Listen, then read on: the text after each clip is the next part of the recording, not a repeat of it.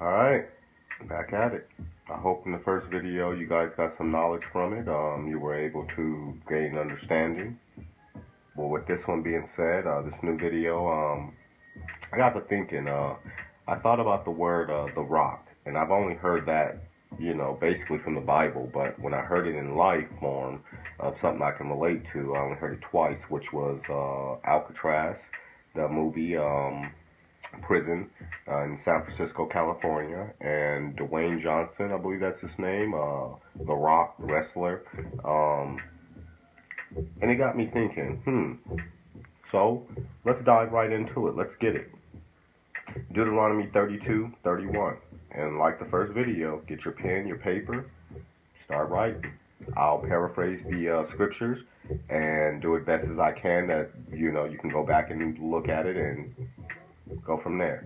Deuteronomy 32:31. Their rock isn't like our rock. Right off the bat, God's letting you know, the Most High is letting you know, your rock isn't like my rock. And when I thought about that as well, I said, well, there's two people in the book saying, because there's two different books, you must understand. One's called New, one's called Old. Now, this is where you start to figure it out, and hopefully you understand and see. The one rock that's in the book states, that's in the New Testament states, there is no man born of a woman that is righteous or good.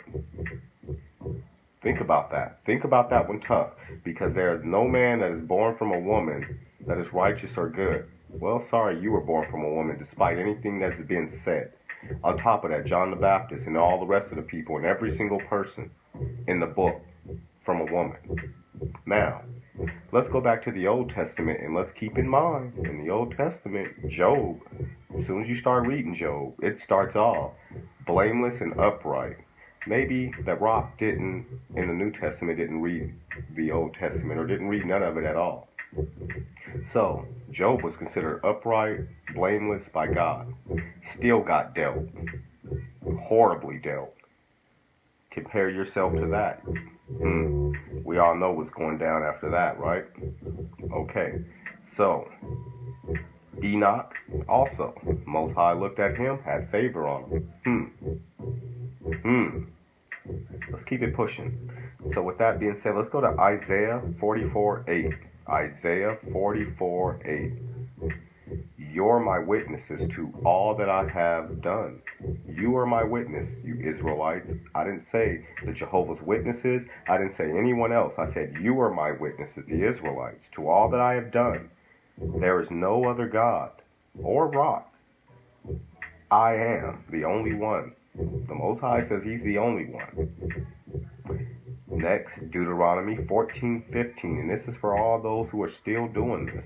Deuteronomy 14:15 through 20. 14:15 through 20 in Deuteronomy. Don't make an image of a man or a woman to worship. Do not bow down to the stars, the sun, the moon. Wait a minute, what do y'all do in Hollywood when you're walking in California? You take your picture. You put your knee down and you bow down to the stars, the fallen stars. Simple. Keep it pushing. Now, if the Most High spoke to Moses through a burning bush, and I'm going somewhere with this, and this is why I'm keeping it in the same flow. If the Most High spoke to Moses in a burning bush and was without a form,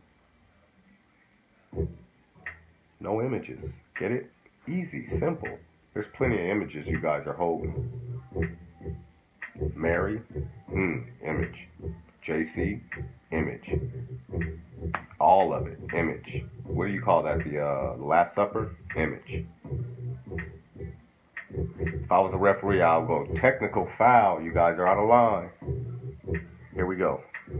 So, your rock versus my rock, right? Your rock and his cheerleaders, called the 12 disciples, I've never heard of them in the Old Testament. No one spoke of them, just to throw that out there. None of them are spoke of in the Old Testament. Just something to think about. Go and search. So, if they say God so loved the world that he gave his only begotten son, let's see what the Most High says in the Torah in the Old Testament, because that just don't add up. The Old Testament, keep in mind, is before New. It's as if the New Testament people didn't read. And I don't mean you guys, I mean the people who were in that book didn't read the Old Testament that they're walking around holding. Yeah, they were holding the Old Testament when they walked around. So, Isaiah 40, 15, 17, 18, 25. I'm going to open my book so that we can go ahead and get that one. That was Isaiah 40. What did I say? Isaiah 40, 15, 17, 18, 25. My paraphrasing states this. Where are we at? All nations are nothing and worthless, less than nothing. Whoa, how do you get less than nothing? To whom will you compare me? What image? That right there should spark some real inquiries in everyone's head. But now, let's read my paraphrasing and see where that takes us, right? Isaiah 40, 15 says, surely the nations are like a drop in a bucket. They are regarded as dust on the scales. I said, jump to 17. Before him, all nations are as nothing. They are regarded by him as worthless, and less than nothing.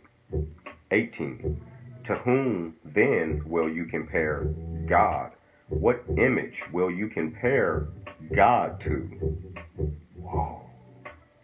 You got an image that you got the nerve to say? You seen me. You seen God. Blasphemy. Blasphemy.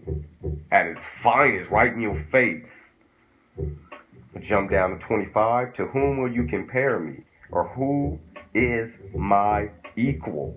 Says the Holy One. This is the Old Testament telling you. Can't compare me. Man, y'all better wake up. Where are we at, man? Where are we at? Isaiah 42, 8. That's Isaiah 42, 8. The Most High will not give his glory to another. The Most High is not giving his glory to another. Not giving it to another. And if he did, he'll make an announcement. He'll let you know. So, wait a minute. Go back and read that. Isaiah 42, 8. Because you're going to need that one. Get your bookmarkers because you're going to be in Isaiah for a minute. Bookmark Isaiah and let's get it. Isaiah 44, 1. Listen, Israelites, the Most High chose you. The Most High chose the Israelites. Isaiah 44, 1. Deuteronomy 7, 6. The Most High chose you over all people on the face of the earth to be his treasured possession. Your car is your possession, right? Possession. Your cell phone is your possession. Possession. You're his. Whether you want to be or not. Deuteronomy 10, 12. The Most High asks this of you, and he basically has been commanding you for a long time. Right? Fear him. Like if you're walking past a gate and you see the gate is open, you can discern, if I keep walking, that pit bull can get out and he'll rip me apart. So you go the opposite way or something else where that dog's not going to get out, but you have fear. The Most High said you better be fearing him. You see a pack of fools walking across the street and you fear. Nah. The Most High said you should be fearing him. And keeping his laws and commandments and observing them. Wow. Deuteronomy 10:12. Next, Deuteronomy 14:2. Deuteronomy 14:2. The Most High chose you out of all people on the face of the earth, Israel. The Most High chose you out of all people on the face of the earth. Isaiah, this is where that bookmark now. Here we go. Isaiah 44:18. He is God, and there is no other. The Most High is God, and there is no other. Isaiah 44:21 through 22. Isaiah 44:21 through 22. The Most High said this a long time ago, and He is the only God. There is no others. He's the only God, Israel. There's no others. Isaiah 46:3. The Most High is speaking to Jacob and the Israelites, the house of Israel. Stop worrying. I got you, bro. I got this.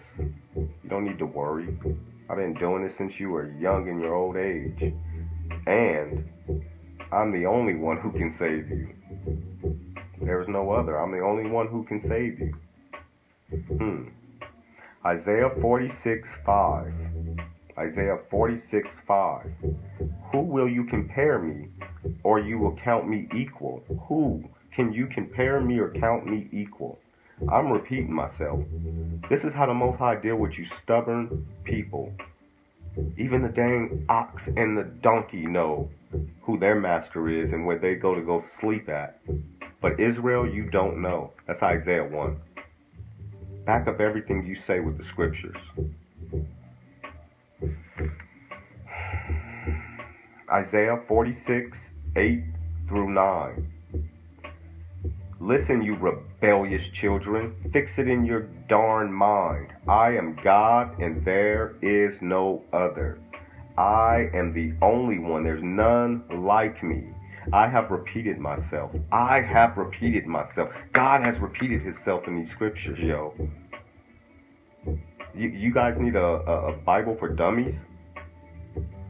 Obviously. I'm done, basically. Joel 3:20. Joel 3:20. Judah, you Israelites, your sins have been pardoned. You're good.